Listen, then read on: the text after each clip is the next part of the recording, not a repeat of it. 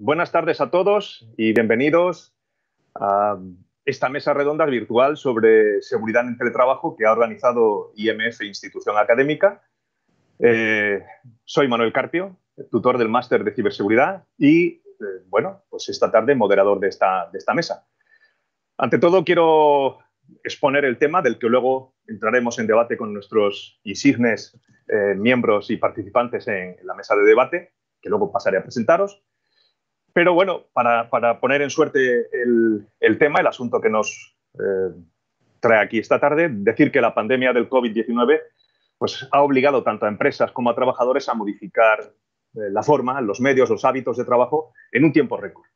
Esta forma de trabajar implica ahora una dependencia tecnológica absoluta, casi total, y la necesidad de formar, por otro lado, a los trabajadores también en las posibles nuevas amenazas y ciberataques a los que se van a enfrentar y a los que de hecho ya se están enfrentando durante la jornada laboral, ¿no? en otro entorno de trabajo al que no estaban habitualmente acostumbrados y para el que probablemente no dispongan de las medidas de seguridad que sí disponían en sus empresas como proxies, firewalls y demás aparataje de ciberseguridad. El teletrabajo no es algo nuevo. Antes comentaba, en los minutos previos con mis compañeros, comentaba que existían varios tipologías de teletrabajadores. Estaban los nómadas, la fuerza comercial de las empresas que siempre habían gozado de esa capacidad de moverse por el mundo y pudiéndose conectar al mismo tiempo las aplicaciones corporativas, la fuerza comercial de las empresas, ¿no? Por ejemplo, luego también muchas empresas tecnológicas o fuertemente basadas en tecnologías de la información siempre han permitido a sus trabajadores de alguna manera flexibilizar o compatibilizar o conciliar la vida familiar con la del trabajo, permitiendo trabajar desde casa durante parte del horario habitual, ¿no?, de trabajo, ¿no? Bueno, el teletrabajo no es algo nuevo, como decimos, ¿no? Pero según cifras del diario El País, quiero recordar, antes de la pandemia, el 4% de los trabajadores hacían de alguna forma teletrabajo y durante el pico más alto en la pandemia, durante el confinamiento, esta cifra llegó al 88%. Es decir, el 88% de la fuerza laboral española estuvo teletrabajando, ¿no? La pandemia lo único que ha hecho en este sentido no ha sido otra cosa que acelerar un proceso que ya estaba en marcha, ¿no?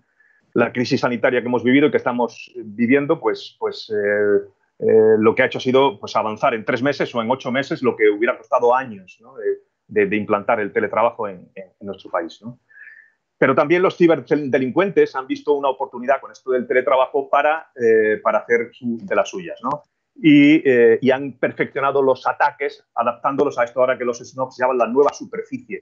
La superficie de ataque se ha visto modificada y ellos, pues ahora los ciberdelincuentes se adaptan a esta superficie de ataque. Yo lo veo también como las migraciones en el Serengeti, cuando los ñus se desplazan por la sabana, pues los depredadores también les van siguiendo, ¿no? Algo parecido ocurre con esto de las ciberamenazas y los ciberataques con el tema del teletrabajo, ¿no?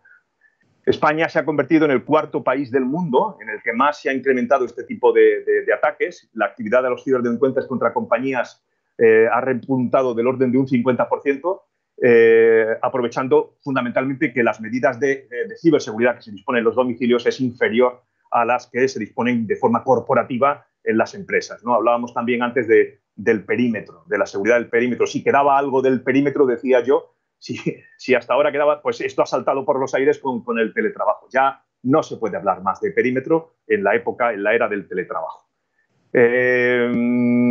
Según también datos de Carbon Black, una empresa que se dedica a encuestas de este tipo, los ataques de ransomware, por ejemplo, han aumentado un 148% en el mes de marzo respecto al mes de febrero.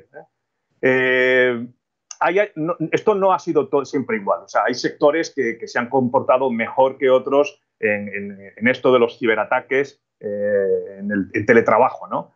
El caso del sector sanitario es especialmente preocupante, ¿no? Desgraciadamente hemos tenido que ver cómo en los momentos en que más se necesitaban los sistemas de información en el sector público y privado, en el sector de la sanidad, pues han sido hospitales, clínicas y este tipo de centros que estaban asistiendo a las víctimas del coronavirus, los que se han visto también atacados por estos desalmados, ¿no? No tienen otra palabra, ¿no?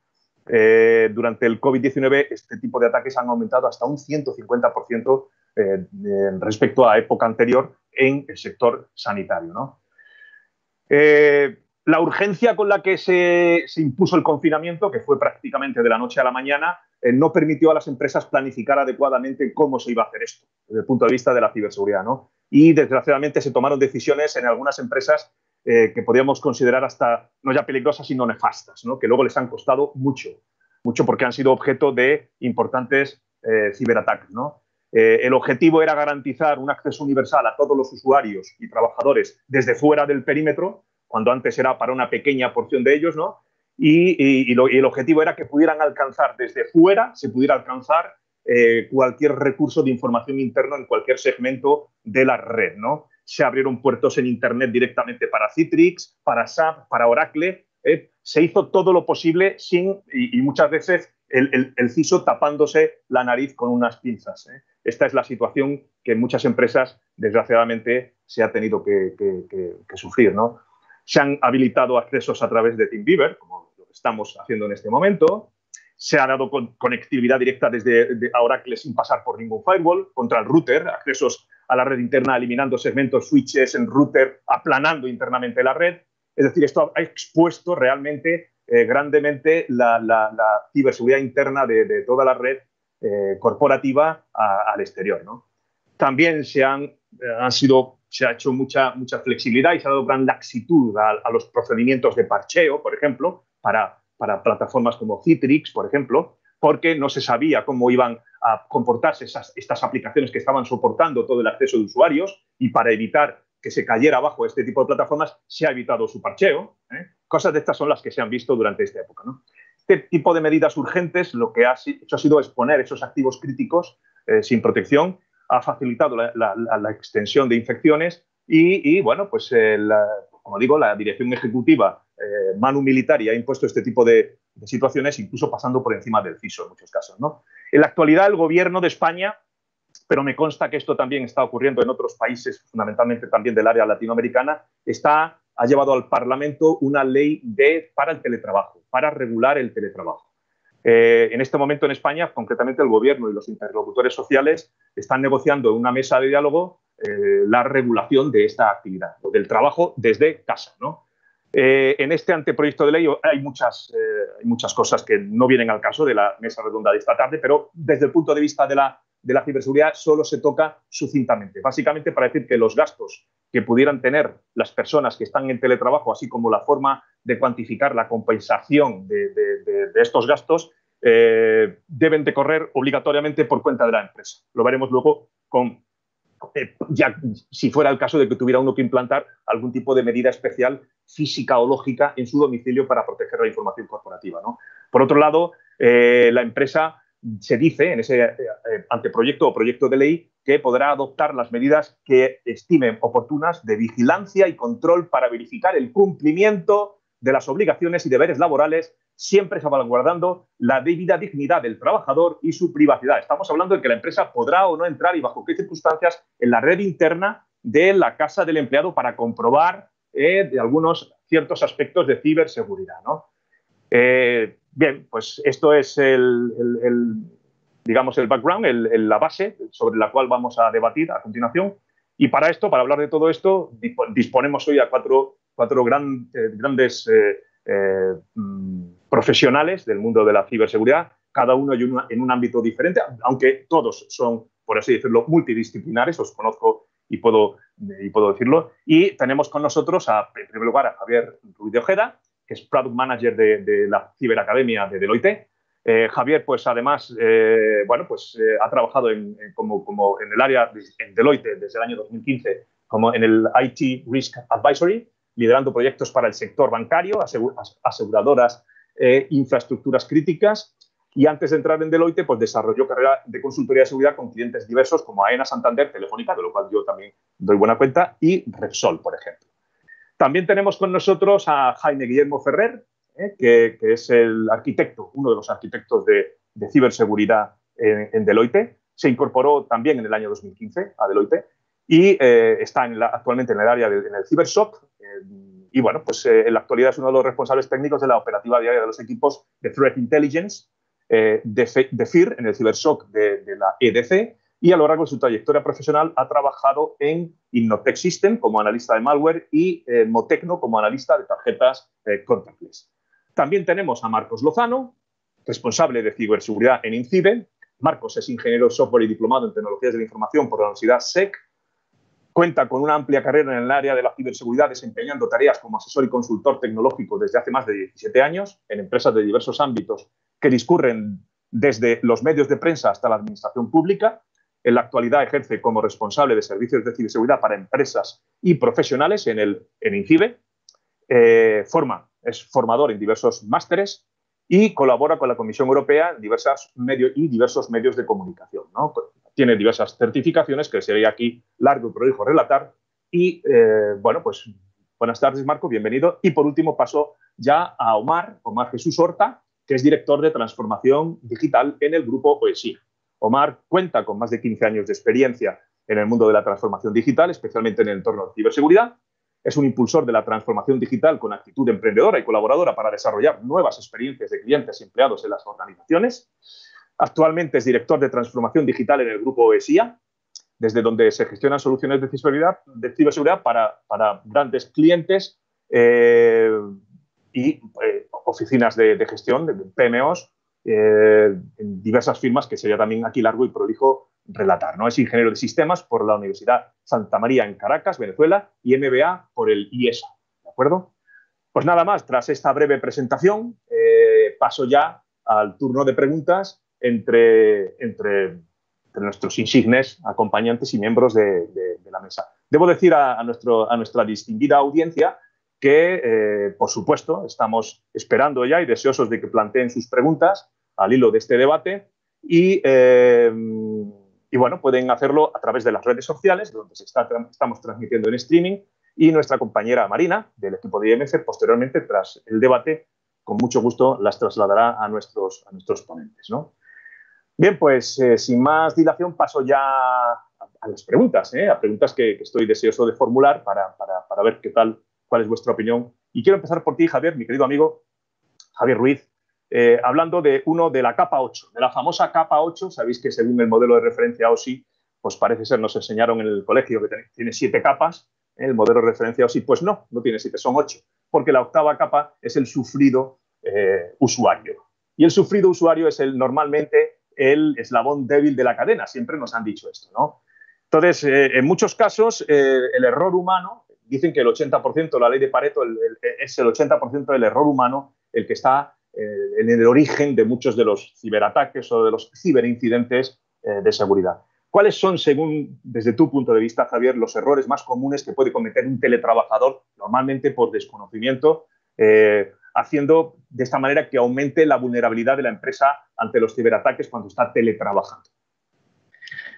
Pues nada, lo primero, buenas tardes, Manuel, y buenas tardes al resto también. Encantado de compartir este ratito con vosotros y con todos los que nos estén escuchando, con ganas de aprender un poquito más sobre estos peligros de ciberseguridad, ¿no?, que nos afectan, parece, a la vuelta de la esquina cada vez que nos movemos.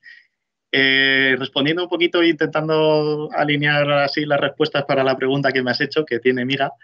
Me encanta primero que llames al ser humano la capa 8, ¿no? Porque una de las cosas que intentamos aquí explicar cuando trabajamos en Cyber Academy con estos asuntos es precisamente eso, que hablamos siempre del endpoint, para que no sea un prolijo informático en estos temas. El endpoint suele ser el equipo de usuario, ¿no? El ordenador, el móvil o el dispositivo desde el que se conecta. Y para mí el endpoint, siempre lo digo, es la persona que está detrás de ese equipo, ¿no? Ese es el auténtico endpoint. Es una parte más del sistema, como dices tú, Manuel, y es una parte más que tenemos que tener en cuenta, que tenemos que proteger, que tiene sus vulnerabilidades particulares y que tiene también sus securizaciones y sus distintos modelos de protección y de detección que tenemos que entrenar con ellos, ¿no? Entonces, preguntabas por cuáles son los principales errores que comete. Pues bueno, el primero, que no es un error como tal, es el desconocimiento inconsciente, ¿no? En la curva de aprendizaje hablamos siempre de que el primer paso es el desconocimiento inconsciente. No sé que no sé algo, ¿no? Y ese para mí suele ser el punto más peligroso en el que se encuentra un empleado. No sabe que debería saber algo sobre este asunto.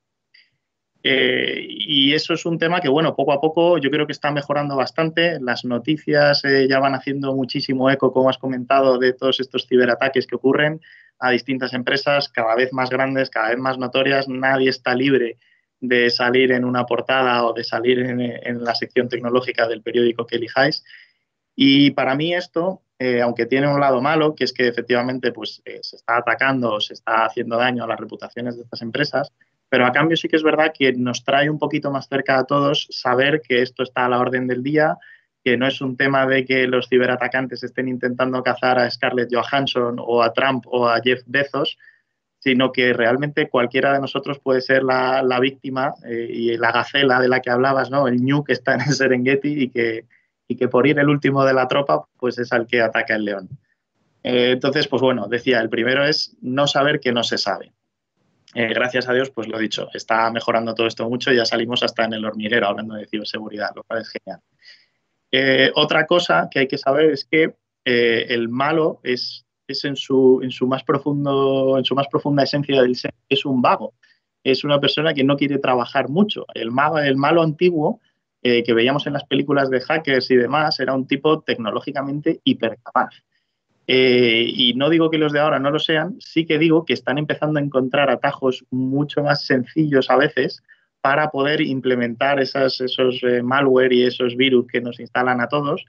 Y el atajo muchas veces es la psicología humana, ¿no? Se han dado cuenta de que cuando somos capaces de seguir una fórmula como muy bien predeterminada, un empleado o una persona de la calle caerá en estas estafas que nos están haciendo, ¿no? Irle un sentido de urgencia a lo que están diciendo, ¿no? Darte un posible premio o facilitar la opción de evitar una posible pérdida. Todo esto son como las distintas técnicas que utilizan los malos. Antiguamente decíamos, los malos nos traducen los correos electrónicos fraudulentos que nos mandan en Google y así nos llegan. Todo lleno de faltas de ortografía, se detecta fácil. Y la realidad es que incluso los que utilizan el traductor de Google cada vez lo hacen mejor. Las estafas estas que nos hacen son cada vez más sofisticadas y, como decía Manuel, encima se aprovechan de nuestras debilidades humanas que nos hacen, para mí, mejores personas, pero también a veces mejores víctimas para ellos. Pues querer colaborar con una posible campaña solidaria que está ayudando a gente que ha perdido su trabajo con el COVID. Gente que está deseando que lleguen nuevas mascarillas a la farmacia de la esquina para poder comprárselas a su familia. Y los malos se aprovechan de esto con estafas, ¿no? Entonces tiene una serie de problemas. Y ya por último, que supongo que también la pregunta iba por algunos tips concretos o algunos pequeños consejillos que todo el mundo desde su casa puede empezar a implantar, ¿no? Desde el día de hoy casi. Pues saber primero que el vector número uno de ataque contra personas siempre va a ser el phishing, el correo electrónico fraudulento, que tiene una estafa que quiere que caigamos en algo. ¿Cómo nos hace daño? Muy fácil. O bien tocando el enlace que no deberíamos tocar, que eso ya nos puede instalar alguna cosa en el equipo, o bien pidiéndonos que rellenemos unos datos o una contraseña dentro de ese propio correo electrónico, o bien teniendo un adjunto que debajo del propio fichero que lleva junto al correo electrónico, pues lleva ese malware que se va a intentar aprovechar de nosotros, ¿no? Pues sabiendo que así es como nos van a intentar atacar, es bastante más fácil defenderse. Por ejemplo, si me piden que acceda a esta oferta de Amazon en un correo electrónico, muy fácil, abro Amazon y ahí debería estar esa misma oferta.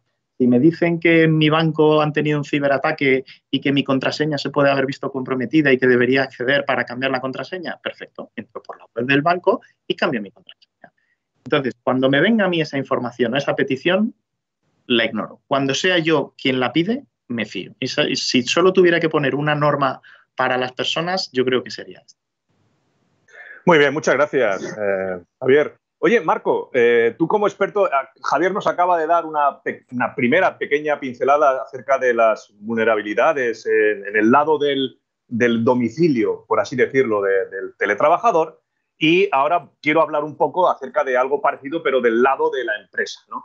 ¿Cuáles son, desde tu punto de vista, en este momento las amenazas más importantes y cómo se han incrementado hacia las empresas cuando hablamos de los ataques a los sistemas que dan soporte al teletrabajo?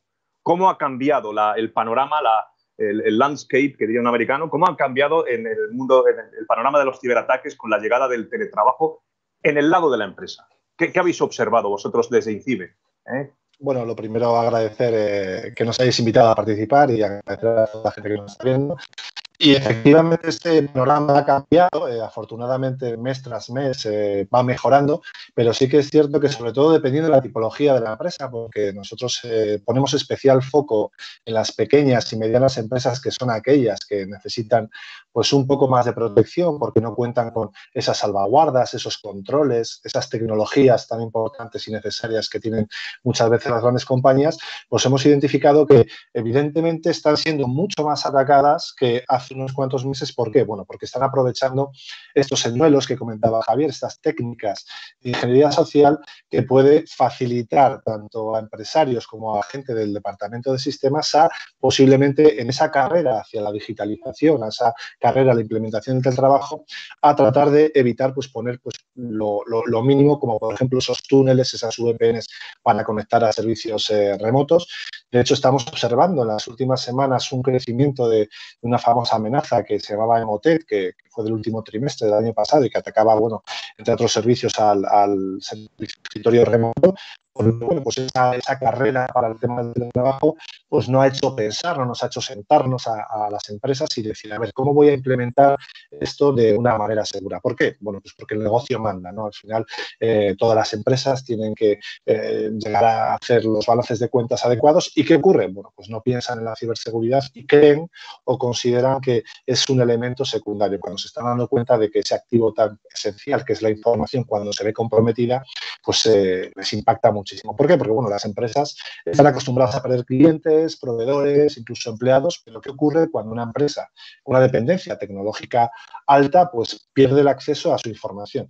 Y por ende, pues esa pérdida de acceso a la información está siendo uno de los principales impactos que vienen sobre todo provocados por esos cibersecuestros, ciberextorsiones a través de esos malware, de esos ransomware, de esos virus que secuestran toda la información y que no solo afectan a las pequeñas compañías, como a priori se creía o se comenta o se puede leer, sino que hay grandes corporaciones como, bueno, podemos ver los titulares, no quiero nombrar ninguna empresa porque no quiero hacer leña al árbol caído, pero afectan a todo el mundo. ¿Qué ocurre? Bueno, los ciberdelincuentes que no son tontos, como muy bien decía Javier, hay algunos que son más vagos, pero hay otros que tienen objetivos muy focalizados y llevan a cabo pues esos ataques dirigidos porque saben que el jugo que le van a sacar, en este caso en forma de beneficio económico, pues puede ser mucho más interesantes, invierten más tiempo y al final empresas muy grandes, muy protegidas, muy avanzadas han caído, igual que han caído las pequeñas. ¿Cuáles son las medidas que tienen que implementar las empresas? Pues evidentemente lo primero es considerar que la ciberseguridad es un elemento a considerar de los más importantes, por no decir el primordial, sobre todo con la dependencia tecnológica actual y añadiendo esta nueva modalidad de trabajo que se está implementando, ¿no? Por lo tanto, muy importante sentarse, pensar cómo se va a desarrollar la estrategia para implementar esta situación. Esta situación además tiene que proveer pues la usabilidad que teníamos casi antes. Bueno, pues ¿cómo la podemos llevar a cabo? Bueno, pues a través de las VPNs, que sería lo más básico, a través de otro tipo de tecnologías como escritorios virtuales y demás que son exclusivas pues casi de empresas que o tienen un presupuesto alto o tienen altas capacidades para llevarla a cabo.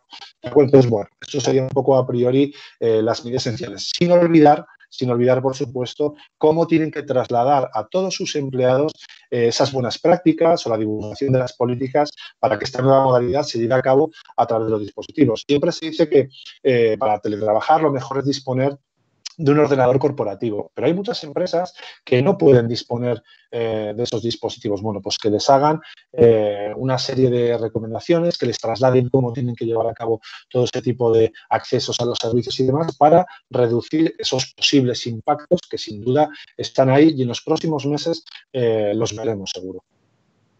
Muy bien, gracias, Marcos. Por cierto, hemos experimentado algún problema con el audio, con tu audio, que ahora nuestros técnicos seguramente intentarán solucionar contigo, ¿de acuerdo?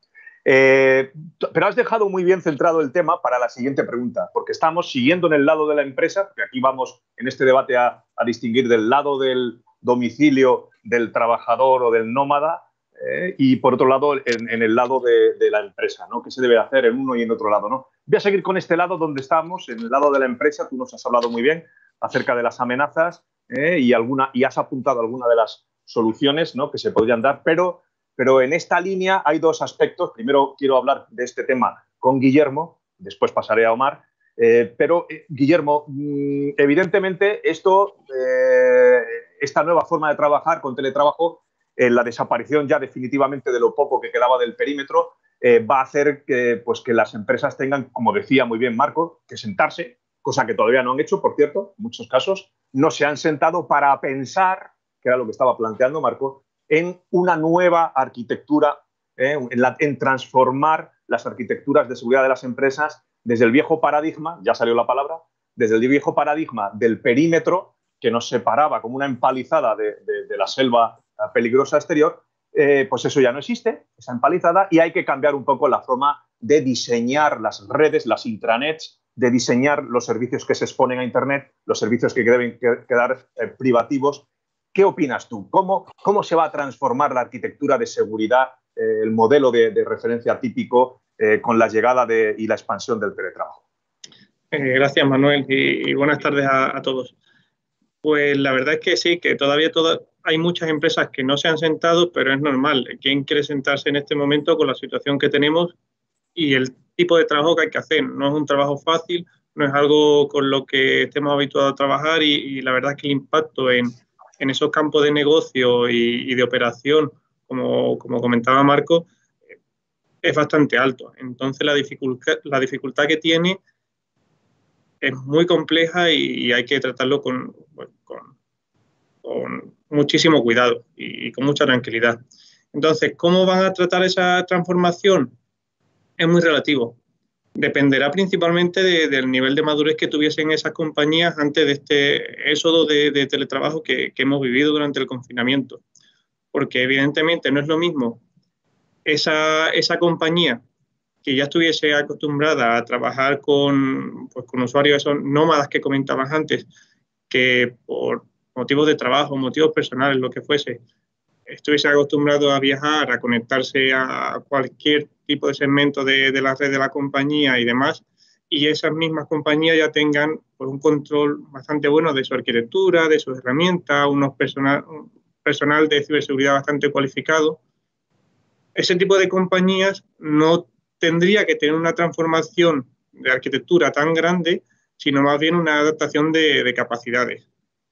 Es decir, aunque en la época en la que estábamos antes del confinamiento, en España por norma general no se estilaba demasiado el teletrabajo, sí que era bastante corriente que algunos empleados sí que lo hiciesen.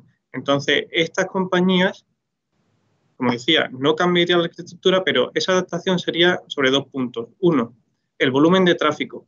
Ese volumen de tráfico no es lo mismo que 10 personas o 50 o 100 personas al día se conecten vía VPN a la red de la compañía, por lo que no sufriría tampoco un incremento de tráfico bastante latente y se podría trabajar sin ningún tipo de problema, a que de buenas a primeras nos hemos encontrado con que el día siguiente de comenzar el confinamiento hay empresas en las que 3.000, 4.000, 5.000, 6.000 personas se han conectado todos a la vez durante un periodo de más de 9 horas y más, porque sabemos que con el teletrabajo todo el mundo trabaja más, a través de la misma VPN. Es decir, el volumen de tráfico que han tenido que soportar el canuto que tuviese cada compañía ha sido varios miles de veces mayor que el habitual. Eso es algo que sí que han tenido que controlar las compañías, por muy maduras que fuesen y muy grandes que sean, pero que, bueno, no es difícil tampoco de articular ni de trabajar, ni a nivel de coste, tanto de tiempo como de económico, no sería un impacto bastante grande.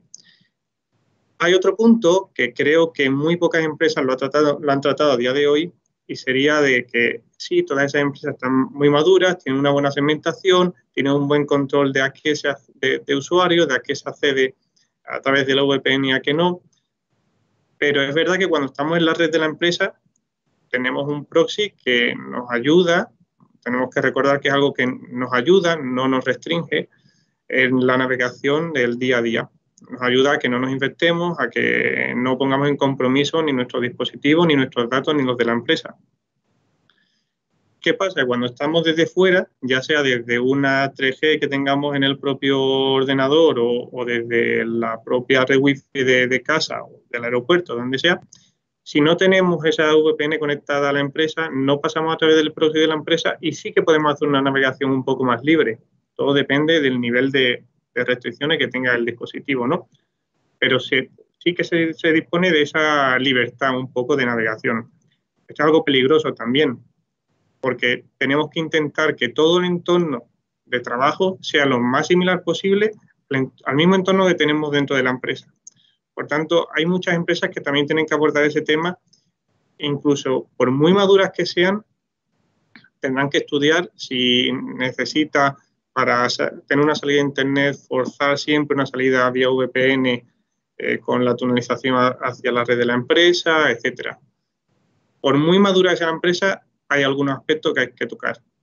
Otro punto distinto sería las empresas que no son maduras a nivel de arquitectura a día de hoy. Esas empresas sí que tienen pues, un panorama bastante difícil y que se le ha venido encima muy rápido. ¿Por qué? Pues porque el día siguiente, día 1 de confinamiento, todos sus empleados tenían que conectarse a la red.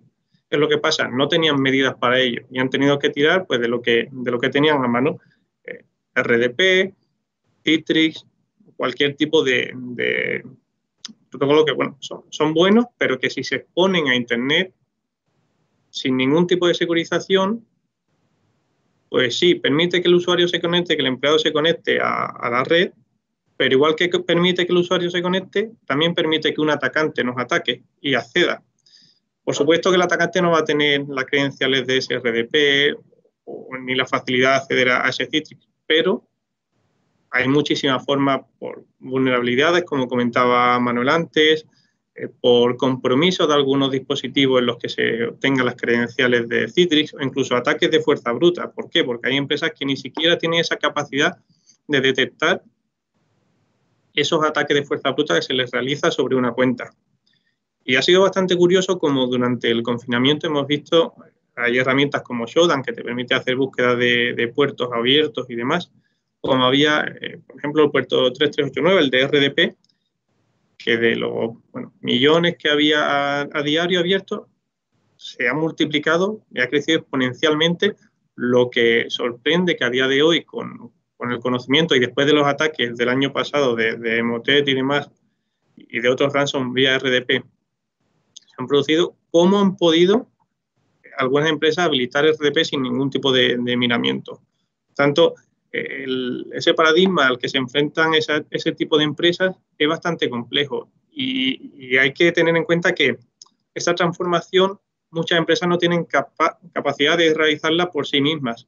Entonces tendrán que hacerlas en distintas fases. Algunas empresas sí que podrán, empresas grandes que tengan ya perfiles de ciberseguridad o de tecnológicos con esas inquietudes, podrán hacerlo por sí mismas, pero habrá otras empresas, porque esto también sería para medianas empresas e incluso pequeñas empresas, que tendrán que apoyarse en proveedores de servicios de seguridad gestionada, que le ayuden a una primera capa de la seguridad perimetral especialmente, que luego también tendrán que hacer pruebas de pentesting, red team, blue team, concienciación sobre los usuarios con campañas de phishing controladas y demás, y luego finalmente ayudar también a esa protección a usuarios finales desde sus casas y demás. Pero claro, estamos hablando ya de un punto de ayudar a los usuarios a protegerse en su casa, cuando hay empresas que ni siquiera son capaces de proteger su propia red y han hecho algo tan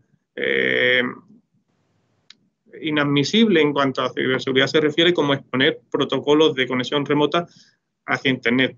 Por tanto, ese cómo se va a transformar dependerá muchísimo del nivel de la empresa y de la capacidad que tenga, pero especialmente esas empresas con menor recursos seguramente tengan que acudir a profesionales que ya ofrecen esos servicios porque la inmediatez con la que requiere ahora mismo la situación que se trabaje sobre ello no da tiempo a formación, a fichajes de profesionales, a la inversión que hay que realizar. Y tendremos que... Bueno, lo has dicho fantástico para la siguiente pregunta, que va para Omar. Es decir, Omar, tú como profesional encargado de ayudar a las empresas a esa transformación de la que hablaba Jaime? Porque yo me malicio que esto de ese cambio de paradigma del que yo hablaba antes no es un problema solamente que se solucione con tecnología, sino que en esa transformación habrá otros ingredientes, ¿no? Que no solo son los tecnológicos, ¿no? ¿Cómo desde OESIA, cómo desde la visión de un profesional como tú, cómo crees tú que debería de ayudar o cómo deberían de ayudarse las empresas? ¿Qué pasos necesita una empresa, un equipo de profesionales específicos y expertos en este tipo de transformación? ¿Cómo estáis ayudando a las empresas en este proceso de transformación para el teletrabajo con ciberseguridad? Vale. Bueno, la pregunta, bueno, primero que todo, muchísimas gracias, Manuel, a mis compañeros que tengo el honor de compartir mesa y a todos quienes nos están viendo, ¿no? Y la pregunta, en lugar de que si deberían contar con un equipo de expertos, es por qué no lo tenían antes, ¿no? Muchas veces hemos entendido que el tema de la ciberseguridad con el teletrabajo es un boom, es aquello, pero nos olvidamos que esto viene desde siempre, ¿no? Y lo que ha hecho ahora es incrementarse, lo hablaba Javier, lo hablaba mis compañeros. Tenemos un usuario, tenemos una persona en casa trabajando y accediendo a la información más confidencial de las organizaciones y de nuestros clientes, que todavía es aún peor, a datos personales y demás, sin ser conscientes muchas veces de que lo estás haciendo, ¿no? de que tienes un acceso y tienes una puerta de entrada. Mencionaba Jaime hace poco, oye, que están habilitando los puertos de conexión remota desde Internet, o sea, ¿de qué estamos hablando? Entonces, la respuesta más sencilla es sí. Pero es sí porque ese cambio de modelo operativo lo tuviste que hacer como empresa en unos tiempos extremadamente violentos, ¿no? De hoy para mañana.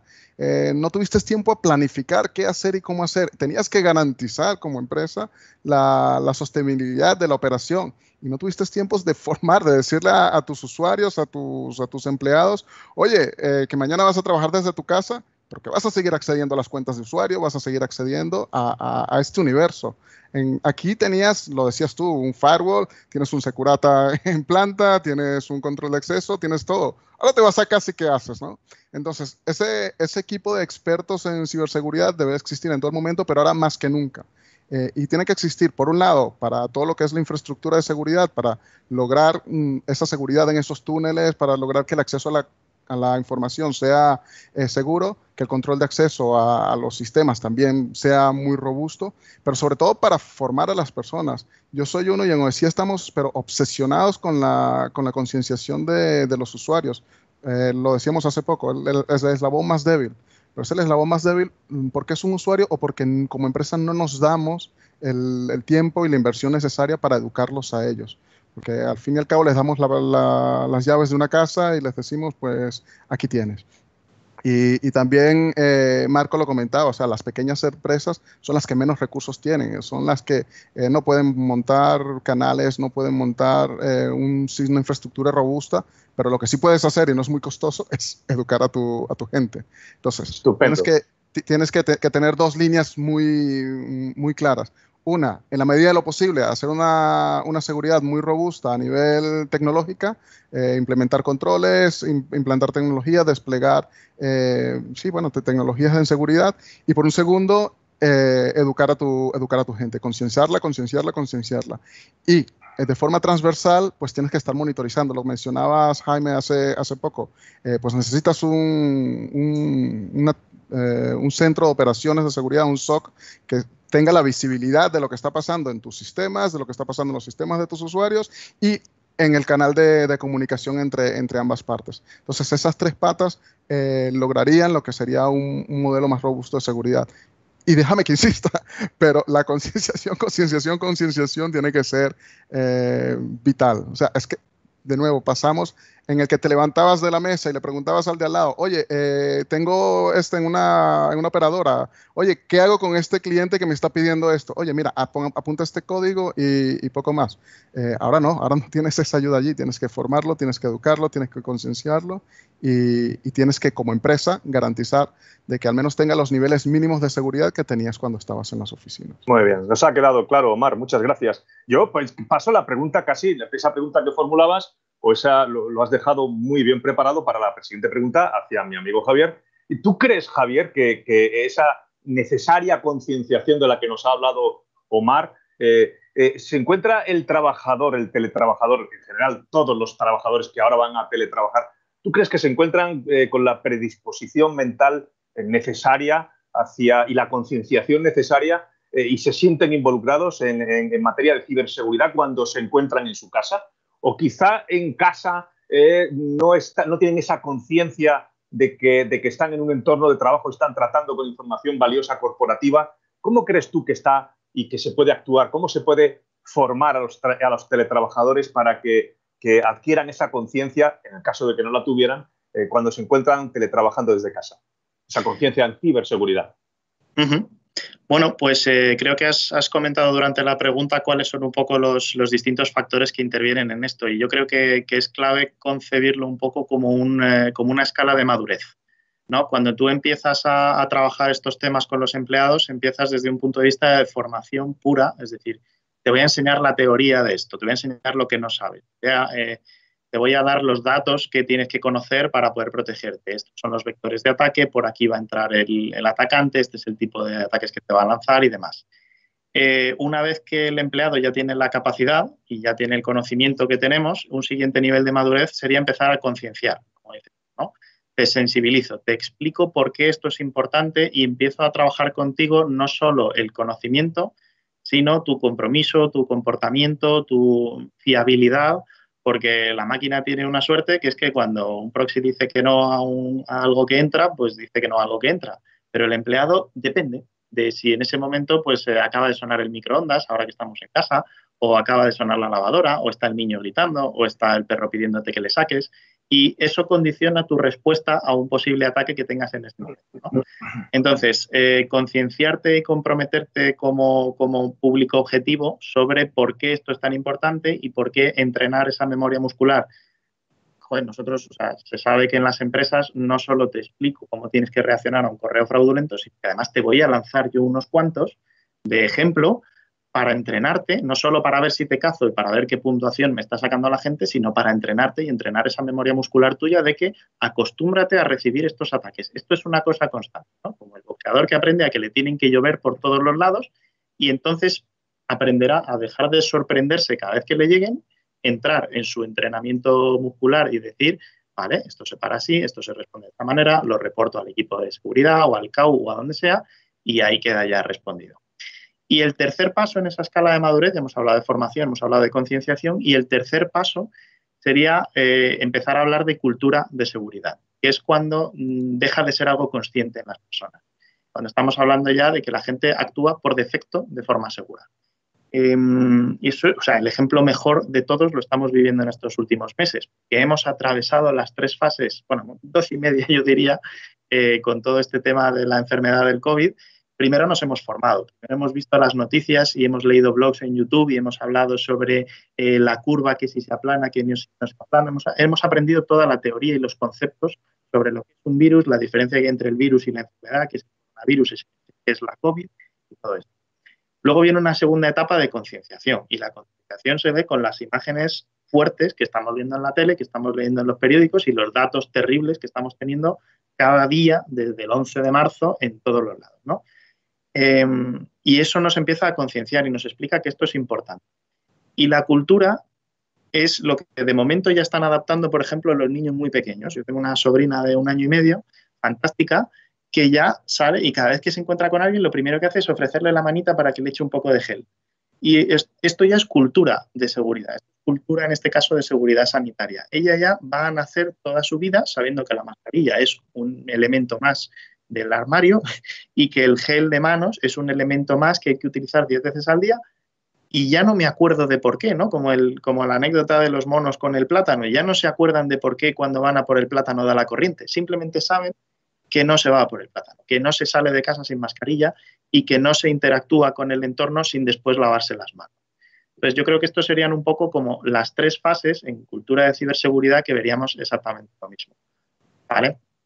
Muy bien, muchas gracias. Está clarísimo. Lo has explicado maravillosamente y supongo que estamos en ese proceso, ¿no?, de maduración que irá irremisiblemente yendo hacia adelante porque las circunstancias son las que están mandando en este caso en los ciberataques en domicilios de teletrabajadores, ¿no? En ese sentido, Jaime, ¿tú crees que deberían de disponerse medidas especiales de ciberseguridad en casa del teletrabajador en su domicilio, ¿no? Para, de alguna manera, asimilar las medidas de seguridad, esos proxies fantásticos, esos firewalls con alta disponibilidad y balanceo de carga que tenemos en nuestros perímetros? Todo este aparataje informático que tenemos en los perímetros en la empresa no los tenemos en el domicilio. ¿Crees tú que algo debería de articularse, algo debería de disponerse en casa del usuario? Y luego una pregunta abierta, pero también fundamentalmente para Omar. Y en el caso de que hubiera que disponer este tipo de medidas,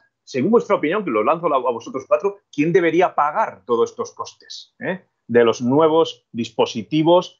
Se me ocurre, antes comentábamos el tema de los vigilantes de seguridad que tenemos en nuestras empresas, la propia seguridad física. La empresa gasta una gran cantidad de dinero en videocámaras, en sistemas perimetrales de acceso físico, tornos de entrada. Nada de eso tenemos en nuestro domicilio, que puede ser atacado por unos ciberdelincuentes para robársenos nuestro laptop, nuestro disco duro y poner en un brete a la empresa. Es decir, ¿creéis vosotros que deberían de disponerse nuevas medidas de seguridad o incrementar el nivel de seguridad en los domicilios, quizá no de todo el personal, pero sí probablemente el personal crítico? Y en ese caso, ¿quién debería correr con los costes de esto?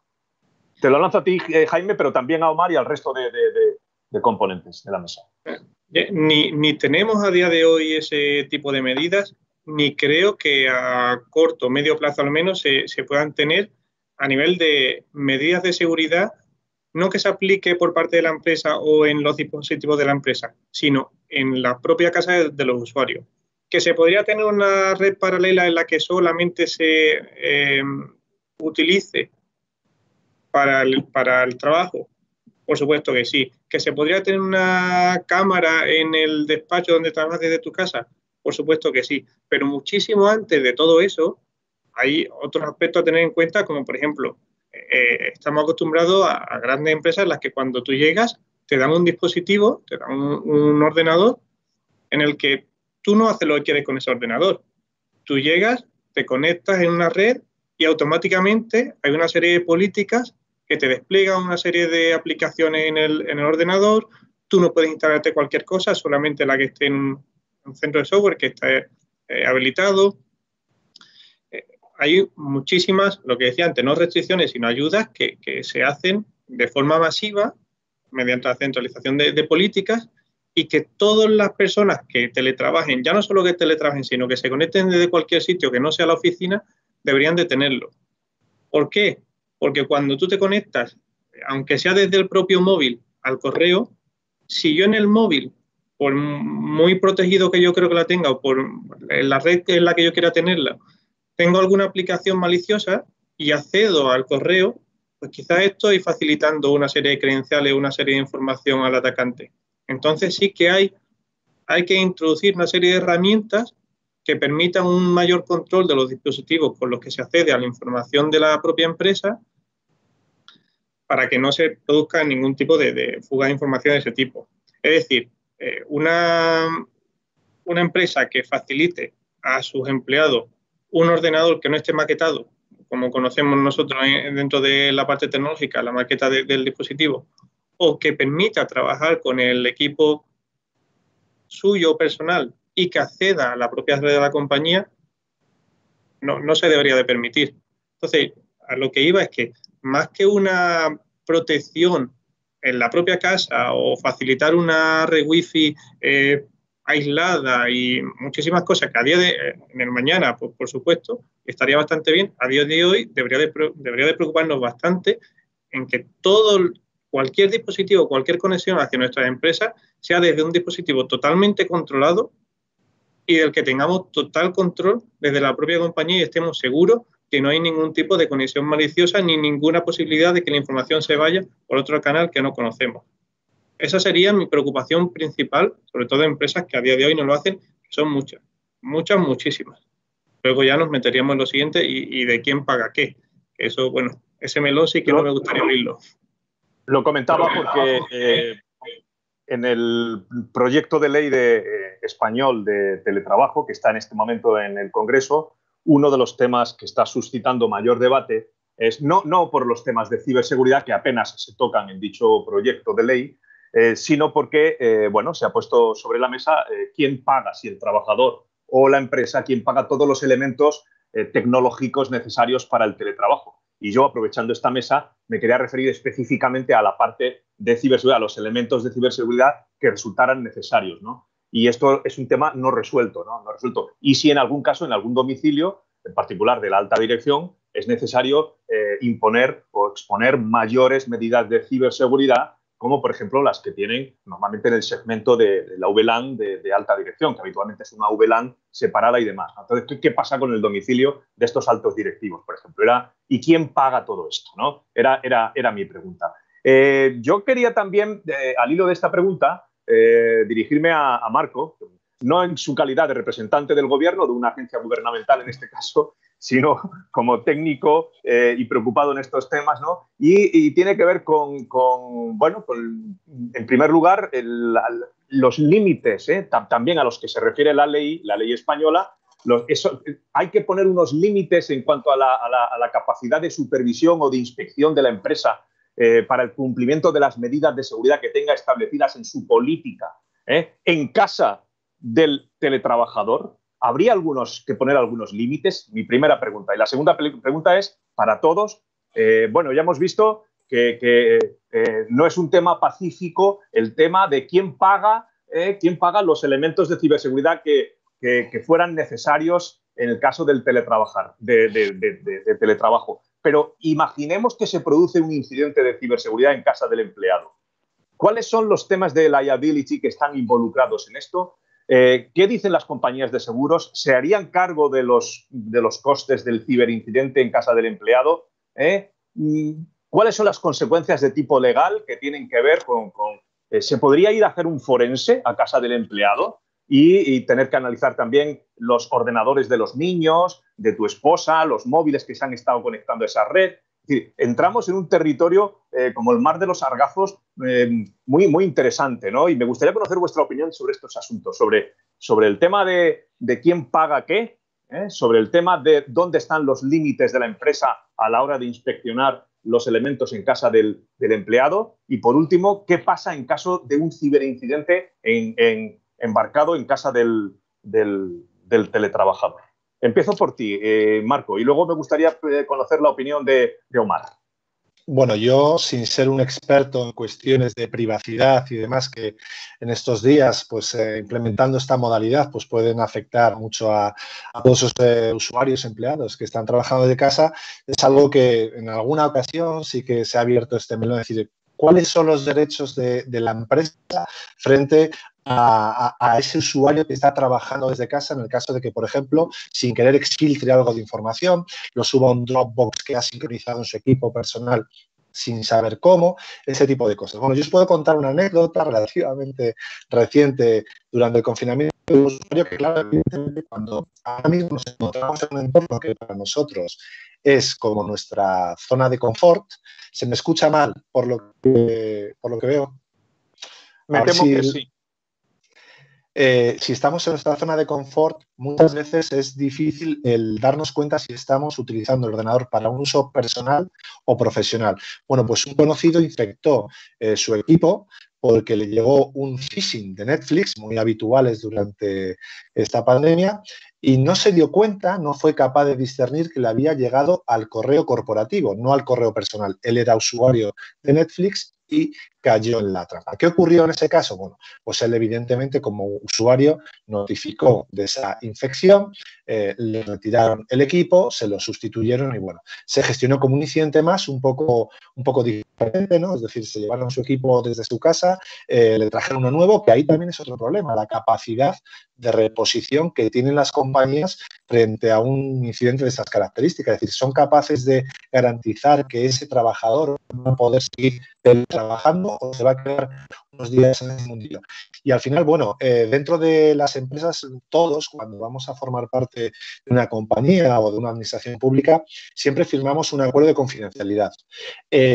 Ahora mismo, también lo mismo que cuando hablaba antes de sentarse para debatir acerca de la estrategia, las empresas deberían valorar el modificar esos acuerdos de confidencialidad con el usuario, con el empleado, porque claro, la modalidad ahora puede suponer muchísimos riesgos que evidentemente debemos exigir como empresarios esa responsabilidad sobre nuestros empleados para que por lo menos tengan en cuenta actuar pues con la diligencia debida. Y bueno, lo habéis repetido en varias ocasiones, el usuario es el más débil o el eslabón más débil. A nosotros en INCIBE siempre nos gusta decir que el usuario es el eslabón que más hay que reforzar, ¿vale? Porque tiene esa capacidad y esa elasticidad de poder adquirir conocimientos y bueno, que esos incidentes que materializan de manera no intencionada en la mayor parte de los casos, bueno, pues que se reduzca lo máximo. Muy bien. Omar, ¿cuál es tu opinión al respecto de las 3 preguntas que he formulado? Muchas gracias, Marco. Ha quedado claro, ¿eh? Gracias, Manuel. Como que me va a tocar responder la pregunta que ninguno ha querido, ¿no? La parte de quién paga. Yo voy a empezar por allí, ¿no? O sea, ¿quién paga? No directamente lo voy a responder, pero sí te voy a decir quién es el responsable de lo que pasaría si sucede un evento de seguridad que expone datos personales de una persona. Y es la empresa, ¿vale? Al fin y al cabo, cuando tú firmas un contrato con una empresa, lo que estás diciendo allí es que tú eres el responsable, tu empresa, eres el responsable de los datos personales de tus clientes, de la información y de todo esto, ¿no?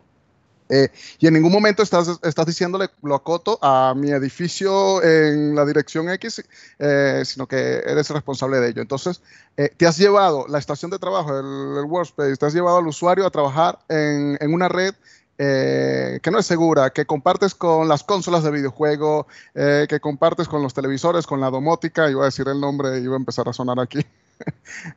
La chica esta que está por allí, pero empiezas a tener tu red, tus datos compartiendo red con todos estos dispositivos que son inseguros por defecto. Entonces, llevas a las empresas a pensar en un mapa de riesgo totalmente distinto. Llevas a las empresas a centrar el tiro de decir, oye, tengo que reforzar la seguridad en este nuevo esquema, en esta nueva gestión operativa, porque si no voy a tener yo una multa, una sanción, una demanda, un lo que fuese. Entonces, aquí es en donde tienes que empezar a jugar con qué es lo que el precio o valor, ¿no? O sea, ¿qué me conviene más? ¿Pagar esta tecnología, pagar estos controles o esperar a la suerte, ¿no? Que también hay muchas empresas que se van por esa última opción. También hay que decirlo. Pero aquí el tema, como decía también Jaime, es que los controles, ¿hasta dónde llegar? Pues yo creo que deberías llegar a securizar lo que es los dispositivos que tú le estás dando a tus empleados y luego puedes poner una Wi-Fi, lo puedes poner.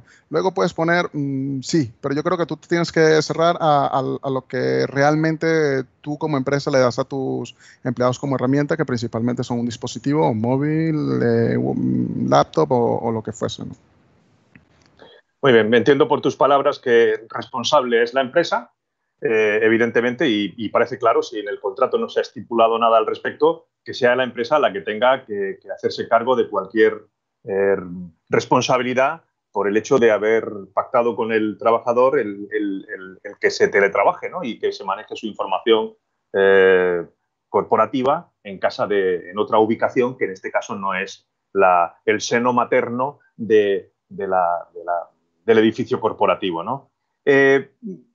Yo quería ahora volver sobre el tema del lado de la empresa, no del lado del trabajador, sino del lado de la empresa, y me gustaría conocer, bueno, en caso de que se haya producido un ciberataque, imaginemos en casa de un empleado, iniciemos un timeline, el T-0, se ha producido un ciberincidente en casa del empleado y tenemos 2 opciones, que sea el propio empleado quien lo denuncie, quien lo detecte y así lo denuncie, o que sea la empresa quien se percate de que se está produciendo un ciberincidente en casa del empleado.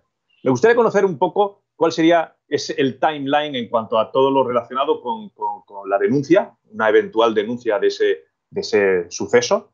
No nos olvidemos, en casa del empleado, con cualquier tipo de análisis o o práctica forense que hubiera sido necesaria, que fuera necesaria realizarse a continuación, y con todo lo que eso conlleva después, ¿no? de temas de liability, de responsabilidad con los seguros, etcétera, etcétera.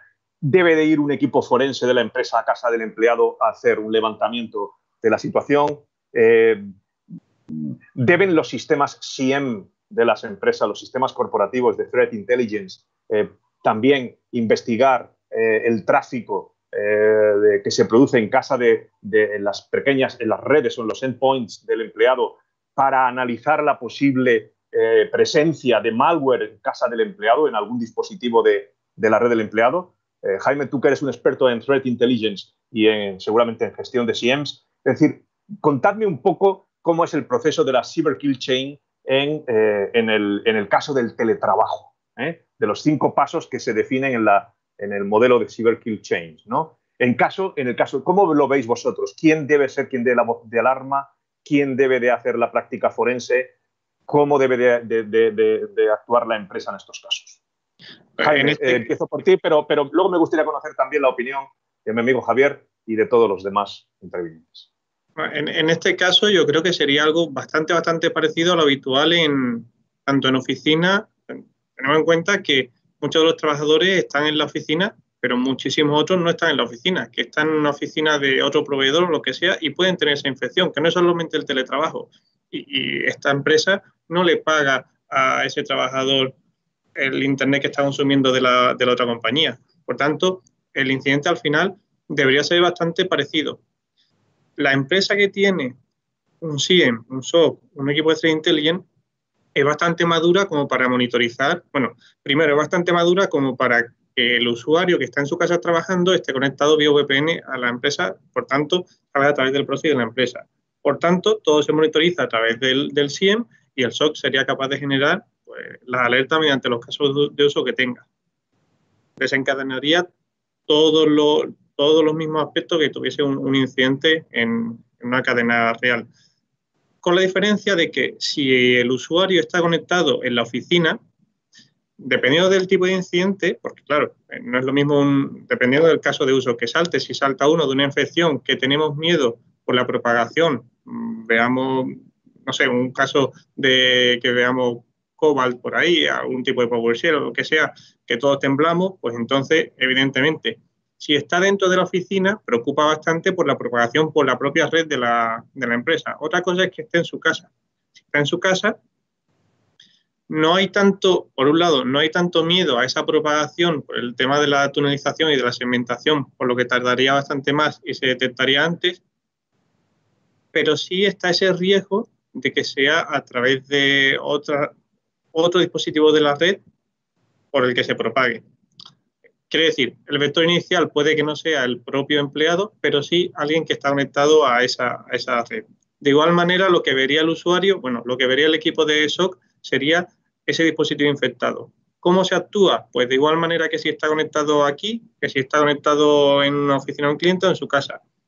Se apaga, dependiendo del tipo de amenaza, por supuesto, pero por norma general,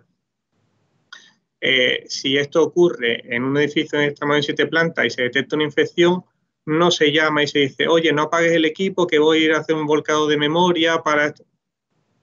Casi nunca da tiempo. Lo ideal, si está encendido, hombre, por supuesto que sí, pero es bastante improbable que eso pase.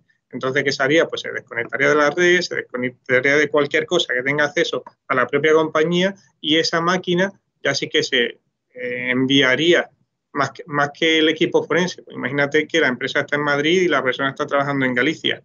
El equipo forense quizás no necesita desplazarse hasta Galicia porque no está hablando de una respuesta ante incidentes de una infraestructura completa, sino de un solo dispositivo. Por tanto, ese dispositivo, casi todas esas grandes compañías tienen un sistema de valija o de lo que sea, a través del cual, o de paquetería, puede enviar el dispositivo. Ese dispositivo se analizaría en el propio laboratorio de la compañía. Porque sí que hace falta una serie de herramientas y demás que normalmente no, o yo al menos, y creo que poca gente puede tener en su casa.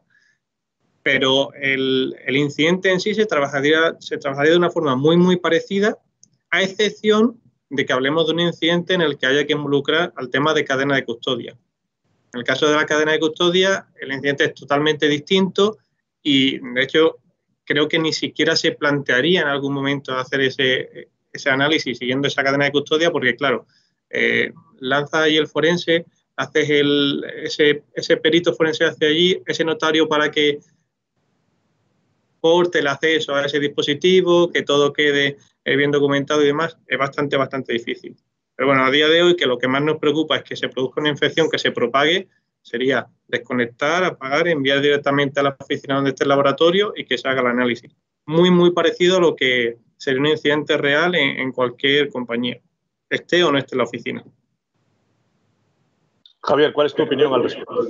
Y ya, como no has contestado antes, no te vas a escapar vivo. Me gustaría también conocer tu opinión sobre las preguntas previamente planteadas sobre quién paga. Y puntualmente quién paga, ¿no? Correcto. Sí. No, es que no quiero que se escape. Es más, si te puedes saltar todas y pasar directamente a la de quién paga, yo... No, ¿quién debe de pagar? Recuerdo, ¿quién debe de pagar? ¿Dónde está el límite hasta el cual hasta dónde puede entrar? ¿Hasta dónde puede entrar? Hasta la cocina de a casa del empleado, la empresa, en busca o persiguiendo a un cibercriminal que se haya introducido en la red doméstica. O sea, ¿dónde está el límite del acceso de la empresa? Y luego, ¿cómo debería de actuarse? ¿Cuál sería el timeline desde tu punto de vista en cuanto a los procesos que están establecidos para lo que es la denuncia, la investigación de este tipo de delitos, caso de que se produzcan en casa del empleado, manejando información corporativa?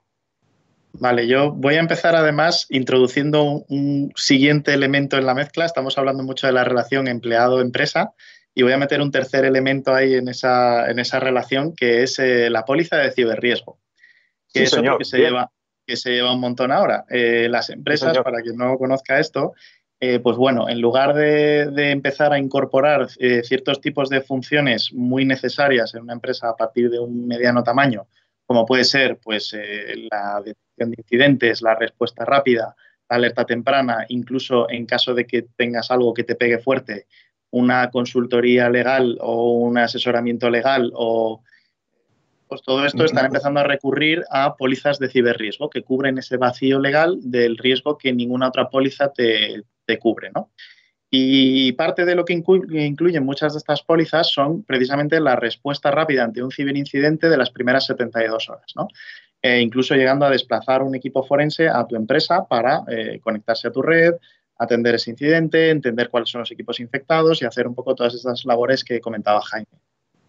Entonces, aquí tenemos ya otro tema más, porque el empleado ha firmado un contrato que puede ser todo lo complejo que nosotros creamos y que seguramente será más complejo a partir de que salga esta nueva ley que mencionabas, Manuel, pero no ha firmado ningún contrato con el proveedor de pólizas de ciberriesgo de la empresa. Es decir, aquí ya es que no es que venga mi jefe a mirarme o el empleado de IT de mi empresa a mirarme lo que tengo en mi casa, ¿no? Y a examinarme la tele o el dispositivo de Internet en casa, ya que viene un tercerísimo o el proveedor incluso de seguridad de la aseguradora que me da el ciberseguro a meterse en mi casa y a mirar estas cosas. Entonces, aquí hay otro elemento clave que es hasta dónde llega el incidente. Si tenemos suerte y el incidente, por suerte o por cómo está configurado lo que está haciendo el empleado en ese momento, se limita al dispositivo del empleado, es fácil, porque, como dice Jaime, se gestiona igual que cualquier otro incidente con el añadido de X tiempo que se tarda en ir a recoger ese dispositivo y llevarlo a donde hay que llevarlo. Ahora, que si hay una sospecha de que ese malware se te ha quedado una parte a lo mejor almacenada en uno de tus dispositivos conectados a tu Wi-Fi de tu casa. Y aquí el empleado es determinante, por lo que decíamos antes, ¿no? El empleado se te puede poner en contra y encima decir, oye, si yo no tuviera este dispositivo en mi casa, no me habría entrado esto que me ha infectado la tele, la nevera, la lavadora online y mis ordenadores de casa y los móviles de los niños. Y encima enfadarse contigo y emprenderla contra ti, y ese es otro berenjenal divertido, o que el empleado te abra la puerta y te diga, ostras, si yo he sido parte de esto o si esto ha empezado o ha tomado parte de alguna manera dentro de mi equipo, yo ofrezco toda la ayuda que pueda. ¿Vale? Hay una palabra clave en todo lo que habéis comentado y Jaime la ha dicho varias veces, que es segmentación. Siempre que puedas segmentar el entorno en el que trabaja el empleado, pues es un punto más que dice, hasta aquí es donde podría llegar ese tipo, ¿no? Meter un router debajo del router Wi-Fi que tiene el empleado. Y nuevo, te lo ha dado la empresa o va dentro del endpoint. A lo mejor el día de mañana esto es un router lógico que lleva al empleado dentro del equipo y que crea una segmentación de red ahí dentro del equipo y ya se comunica todo. Tiene su propio firewall, su propio proxy, lo que sea, todas estas cosas que llevamos en versión reducida mini en el equipo. Vuelvo entonces, decía eso, ¿qué va a hacer el empleado, ¿no? El empleado te va a abrir la puerta o te la va a cerrar y encima va a emprender contra ti. Eso te va a determinar mucho la segunda pregunta, que es ¿hasta dónde puede llegar la empresa? ¿Hasta la cocina o no? ¿Qué derecho tiene la empresa a saltarse una ley que es que tiene mayor ámbito o mayor alcance que la ley que dice que el contrato privado que esa empresa ha firmado con otra empresa para proteger su información? Y la ley de la privacidad dice, sin una orden judicial tú no entras en mi casa, tú no entras en mi casa. Es complicado. Y por último, ¿quién lo paga? Pues yo me voy a mojar un poquito y yo opino que, salvo en los casos en el que el empleado tenga la cultura necesaria como para decir yo entiendo, me solidarizo, aporto, construyo, si la empresa va a querer tener un control absoluto o máximo sobre cierto tipo de dispositivos, lo normal es que los aporte ella. Jaime comentaba al principio que hay empresas a lo mejor más pequeñitas, más iniciales, más recién nacidas, que pueden permitir que todos los empleados se lleven su propio equipo al trabajo. Y la primera vez que haya alguien allí encargado de la seguridad va a decir, esto es la locura más grande que he visto. Y el de financiero le va a decir, ¿y entonces qué hacemos? ¿Pagamos portátiles para todos los empleados? Bueno, pues ese es el primer paso. Y este mismo razonamiento a futuro yo creo que es el que se va a seguir propagando en las casas, porque habrá algún empleado listillo que dirá, yo qué va, si yo no tengo router en mi casa, no tengo ni wifi, no quiero wifi. Si quieres que tenga wifi, me la tienes tú que pagar. Y entonces dirá la empresa, bueno, pues yo te la pago. Y entonces pagarán eso. Igual que ahora mismo, por ejemplo, a nosotros nos pagan la tarjeta de 4G para meter en el ordenador, ¿no? Yo entiendo que eso sería una solución de compromiso bastante buena, porque automáticamente me segmentas la red a la que yo me conecto. Mi empresa, en el momento que decida en su análisis de riesgos que conectarme a la wifi de mi casa con un router al que no le he cambiado la contraseña desde que me lo trajo Vodafone, un peligro, me dirá, de ahora en adelante, desde casa, todo el mundo se conecta con la 4G. Y ahí tienes la segmentación, ¿no? Y en ese momento ya desaparece un poco, no desaparece el debate, pero bueno, se simplifica mucho, eliminas un montón de variables. Ya no estás conectado a la tele, ya no estás conectado a los dispositivos de casa, ni al disco duro donde guardo mis fotos familiares. Y si tengo un incidente, el incidente está en el ordenador. Lo cojo, me lo llevo, lo analizo, lo resuelvo, lo investigo y pongo las medidas nuevas que salgan de ahí.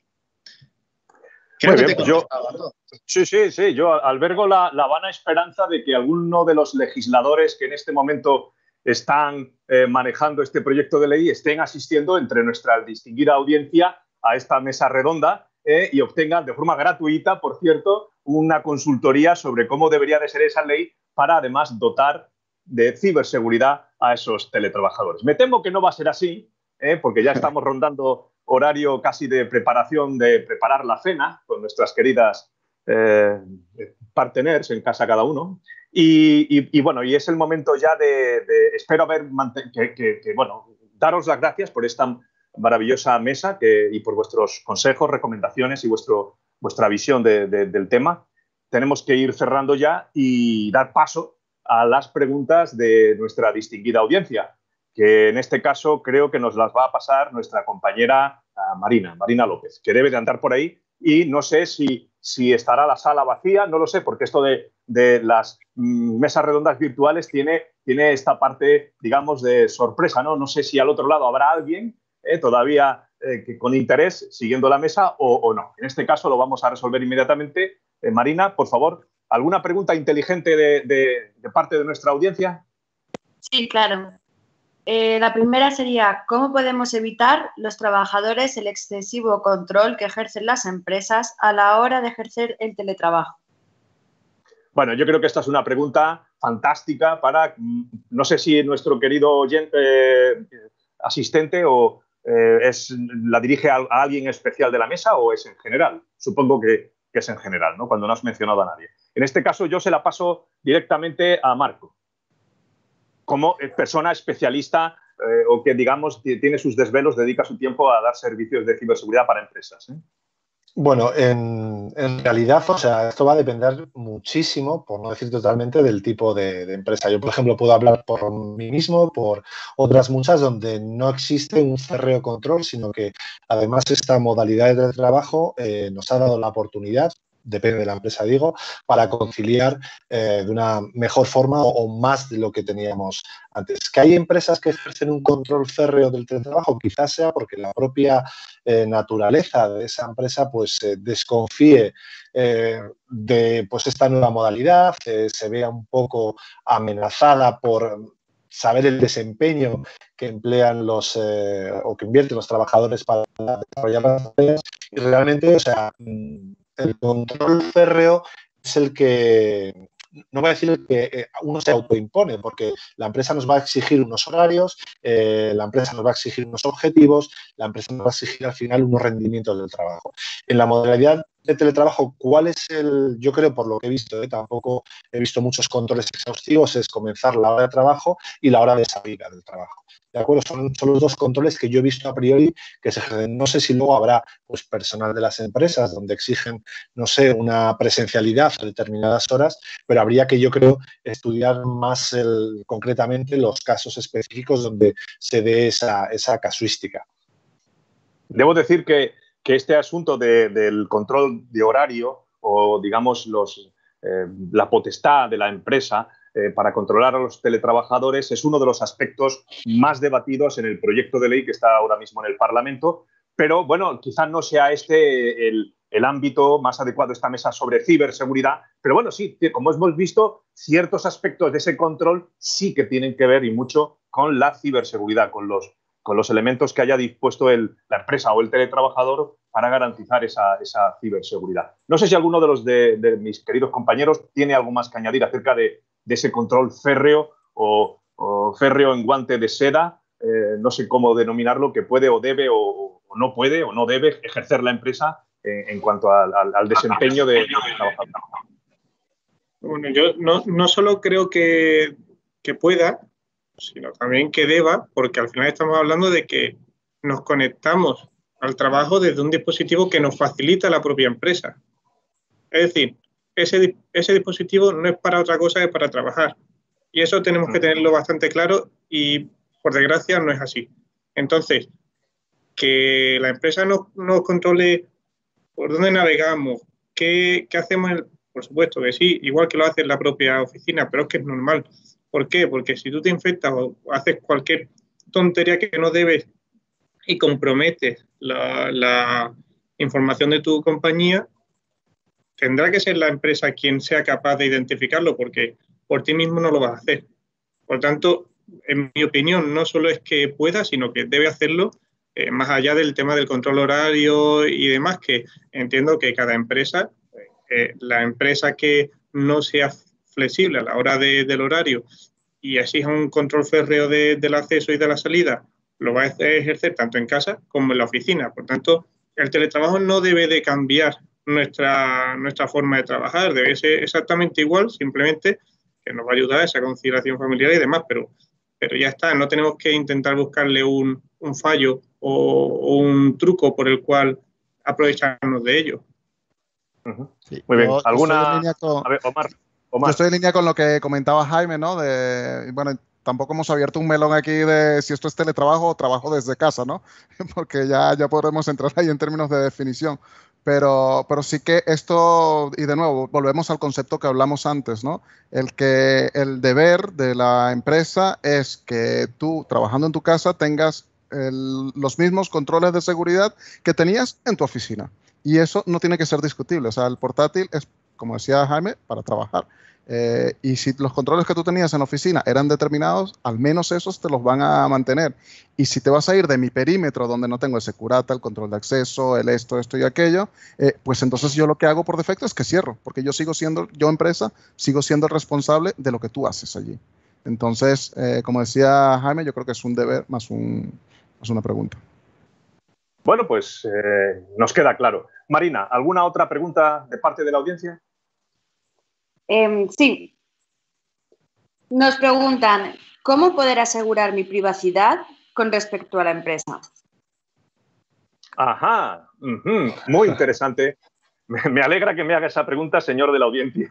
Interesante. ¿Cómo nos protegemos de la empresa?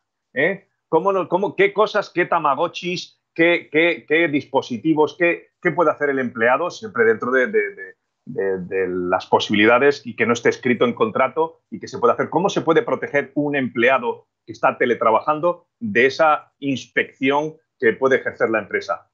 Y aquí, perdonadme que me ponga un poco salvaje y que sea un poco políticamente incorrecto. Yo creo que aquí un poco va por lo que mencionábamos antes, ¿no? Yo creo que la protección de la privacidad irá un poco o el temor que puedas tener de esa privacidad irá un poco en el uso que tú le des a los dispositivos profesionales. Si yo en mi dispositivo móvil de la oficina accedo a cierto contenido o guardo ciertas fotos, pues tengo que estar expuesto a que eso es del trabajo, eso no es mío. Entonces yo creo que un poco va por allí, que nos tenemos que defender utilizando las cosas para lo que son. Ya, pero si el ordenador es compartido y lo uso también de vez en cuando para hacer una compra por internet, que eso está permitido en las empresas y demás, o el ordenador es un ordenador que no es de la empresa, sino que es compartido, pero estoy usando una imagen de la empresa, por ejemplo, virtualizada. Es decir, de alguna manera la empresa puede tener acceso a ese recurso. ¿Puedo cifrar yo, por ejemplo, el parte del disco duro si es en caso del ordenador del trabajo? ¿Qué otras cosas puedo hacer yo para evitar, entiendo que es el sentir de quien nos formula la pregunta, para evitar o para limitar, más que evitar, para limitar el acceso desde la empresa a mi ordenador en mi casa o a la red de mi casa? ¿Puedo poner un firewall con una tunelización exclusivamente hacia mi PC y evitar que desde la empresa puedan entrar a otros dispositivos una vez que han cogido una cabeza de playa, que sería mi laptop en mi casa, por ejemplo? Yo creo que hay muchas empresas, que antes os decíamos, ¿no? La seguridad que pone la empresa en el equipo que tenemos y en el dispositivo que trabajamos es una escala de grises, no son blancos ni negros. Estamos desde la empresa que no pone nada hasta la empresa que te lo tiene todo perfectamente capado y gestionado, como debería hacer. Y bueno, depende un poco de cuánto te permita la empresa, o sea, de cuánto quieras tú explorar los límites de lo que la empresa te está poniendo. Al final, yo tengo una filosofía de trabajo en la que de vez en cuando hago cosas personales desde el ordenador de trabajo, por la cantidad de horas que le dedico, seguramente, y precisamente por eso creo que la mejor manera de escapar a ese control es hacerlo sin intentar ocultarlo. Es decir, si yo voy a dedicar X horas al día a este ordenador en concreto y tal, digo, pues si tuviera ahora que salirme del ordenador e irme a casa, o al móvil y esconderme en algún lado para mandar un Gmail o para hacer una compra de Amazon o no sé cuántos, llega un momento que dices, es peor el remedio que la enfermedad, ¿no? Entonces, no intentar esconderlo creo que es una estrategia que mejor funciona. Al final la policía no te pone la multa por lo que haces, sino por la intención con la que lo haces, ¿no? Entonces, el andar escondiendo lo que llamamos nosotros el rogue IT, ¿no?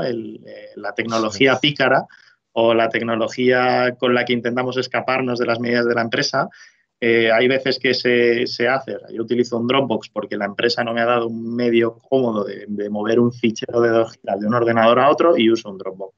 Perfecto. Pero en estos casos, si es porque quiero esconder cosas y tal, pues, hombre, siendo el equipo no de mi propiedad y sí de la propiedad de la empresa, entendería que pudiera levantar algunas cejas, ¿no? Me parece un tema escabroso en cualquier caso. O sea, y que la pregunta a lo mejor que tendrías que estar haciéndote si no confías hasta ese nivel en tu empresa no es cómo escapar de su control. Sí, y más bien esa pregunta no solo en ese aspecto, sino tanto escapar de esa privacidad, nos imaginamos no un dispositivo que nos da la empresa, porque bueno, yo ahí sí soy totalmente tajante en mi postura de que el dispositivo de la empresa es por y para la empresa, pero después si tenemos uno personal con el que queremos acceder, por ejemplo, al correo y tenemos que instalar un MDM para que tenga ese control total del dispositivo y saber qué aplicaciones se instalan y demás, sí, vale, instalo ese MDM en mi dispositivo, y la empresa sabe todo lo que hago en mi móvil, ¿vale? Cuando instalas una aplicación de un banco, por ejemplo, en el dispositivo móvil, no sé si os habéis puesto alguna vez a mirar la cantidad de permisos que hace, pero tienen acceso total al dispositivo. Cuando tienes la ubicación de Google arrancada, bueno, la tengas o no la tengas, le estás diciendo en todo momento a qué hora no estás en ningún sitio. Cuando me hacía mucha gracia este debate que había con el tema de la privacidad del radar COVID, que pedía el Bluetooth y 2 permisos más, no recuerdo cuál eran. Y después había otras aplicaciones de redes sociales que te pedían, pues incluso siempre nos referimos, igual que en el equipo a la calculadora, en el móvil a la linterna. Te pedían hasta acceso a la linterna. Y sin embargo lo hacemos y no nos preocupa. Sin embargo, que el gobierno o que la empresa nos vigile, que a ellos se le llama vigilar, eso sí nos preocupa. Pues la verdad es que es un tema que aquí entiendo que cada uno tenga su postura y esto será como la política y como todo, pero no creo que debiese preocuparnos tanto esa privacidad, porque no creo que con el lío que tendrá de trabajo la persona esté detrás de un SIEM o en el software metido, se ponga a espiar qué es lo que hacemos en el dispositivo, sino de verdad analizar las alertas que genera cuando hacemos algún mal uso del dispositivo. Y perdona que sea así de tajante, pero es que es una parte que a mí siempre me afecta mucho. Efectivamente, como responsable de un threat hunting y probablemente también de algún SIEM. Yo también he tenido esa responsabilidad y estoy totalmente de acuerdo contigo. La empresa no tiene tiempo ni ganas de ponerse a husmear en la vida privada de nadie. Ya bastante tienen los cibercops de las empresas en ocuparse de los malos como para ocuparse de las cosas, de las pequeñeces de los empleados. Es así, efectivamente, esta es la realidad. Bueno, no sé, Marina, si hay alguna otra última pregunta. Sí, la última pregunta nos dicen, o nos preguntan más bien, es ¿cómo pueden, cómo pueden controlar ataques cibernéticos en el móvil? ¿Cómo pueden controlar ataques cibernéticos? Entiendo que es un móvil de empresa, ¿no? Sí.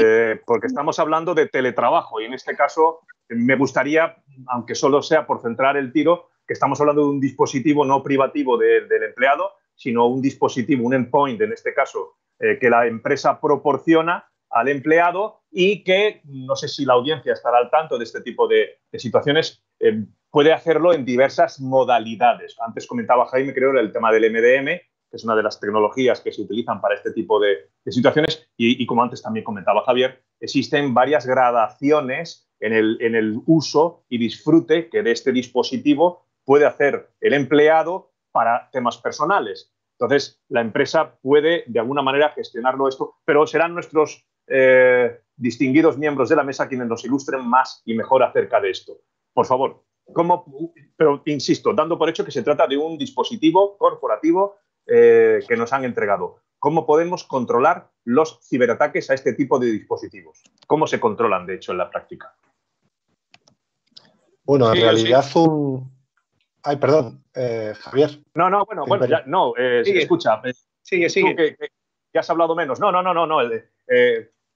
Por favor, Marcos. Sí, que al final se trata de un dispositivo más dentro de la organización. Es decir, podemos pensar con ese smartphone, ¿vale? Que, pues, como un portátil más. ¿Qué ocurre? Bueno, también es importante saber que los ciberdelincuentes han puesto el ojo, llevan ya muchos años poniendo el ojo en este tipo de dispositivos, porque al contrario que con un portátil, bueno, es un dispositivo que apenas apagamos, lo tienen disponible casi 24/7 y es realmente, pues, una golosina para ellos. En el caso de un incidente en un smartphone, yo creo que se gestiona de la misma manera. De hecho, en ocasiones, a través de esos gestores MDMs, MDAs y demás, es mucho más sencillo el acceder a esa información, el identificar qué es lo que ha podido pasar, dependiendo también de cuál sea la amenaza que le ha afectado, y realmente, pues, si el usuario es capaz de identificar que ha surgido un problema o que tiene algún indicio de que hay un incidente, algo que ha pasado, pues evidentemente tendrá que comunicarlo al CAU de su empresa, al SOC o al contacto que tengan establecido, pero vamos, en la propia empresa y a través de los MDM se establece esas políticas de seguridad necesarias para que no podamos instalar aplicaciones sin firma, etcétera, etcétera, etcétera. Bien, Jaime, ¿ibas a decir tú algo? Totalmente lo mismo que ha dicho Marco. Muy bien. Yo debo decir... Más que es algo que a día de hoy utilizan todas las empresas. Antes sí que había otros que eran un poco más laxos, como por ejemplo Capsule para entrar al correo, pero hoy en día, teniendo los MDM, pues como si tenemos un dispositivo y tenemos un EDR, es clave para el análisis. No, nada que añadir a lo que dice Marco.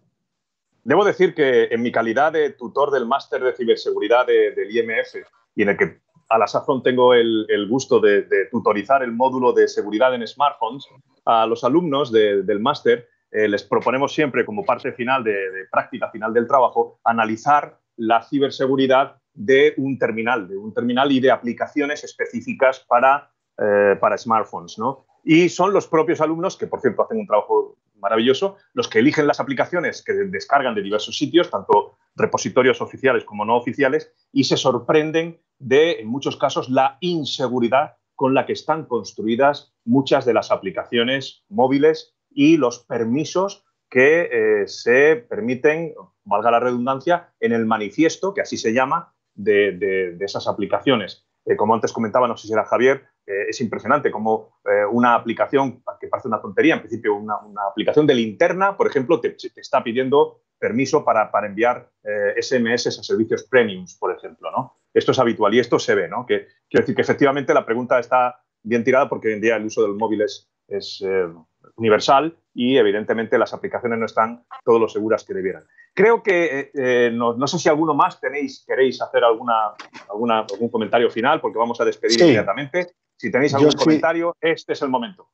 Yo, si me permitís, nada, simplemente como representante de la Administración Pública, mencionar que desde INCIBE hace ya 2 años, casi 3, que disponemos de lo que se denomina el teléfono de ciberseguridad, ¿vale? La línea de ayuda en ciberseguridad, donde tratamos de dar pues esas nociones, esas soluciones, esa información, esos recursos a todas aquellas empresas que tengan algún problema en ciberseguridad, pues a través del 017 24 iba a decir 24/7, pero no, es de 9 de la mañana a 9 de la tarde y los 365 días del año. Para todas aquellas empresas que tengan algún tipo de problema, podéis llamar para resolver cualquier cuestión relacionada con la ciberseguridad.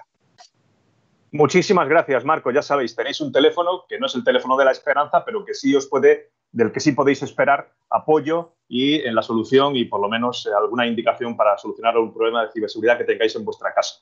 INCIBE está para eso, INCIBE se creó para eso. Y creo que está haciendo una labor magnífica, también, por cierto, en el mundo de la ciberseguridad en los smartphones. De manera que enhorabuena, Marco, a ti y a todos los compañeros que estéis trabajando en INCIBE de forma, pues eso, muchas veces no fácil, no fácil. Bueno, pues yo ya quiero despedir, y es el momento de despedir esta mesa redonda fantástica, donde ha sido un placer conversar con mis colegas y amigos, no sin antes recordar a nuestra distinguida audiencia que tanto en el timeline de Facebook como en la landing page de esta página, donde seguramente ustedes se habrán registrado, ahí van a encontrar un enlace que, por favor, se los rogamos, les va a llevar a una pequeña encuesta de 5 preguntitas que nuestros compañeros de IMF os quieren formular para ver qué os ha parecido, si merecemos una subida de salario o, por contrario, que nos tiren al río.